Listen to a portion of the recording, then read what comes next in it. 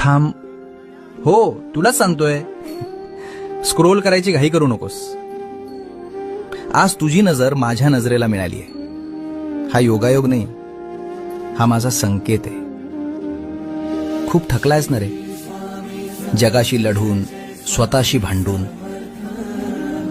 चेहऱ्यावर हसू आहे, पण आतून तुटलायस. तुला वाटतंय तुझं दुःख ऐकणार कोणीच नाही. अरे, ज्याचा हात धरण्यासाठी खुद्द दिगंबर उभा आहे, त्याला एकटेपणाची भीती कसली?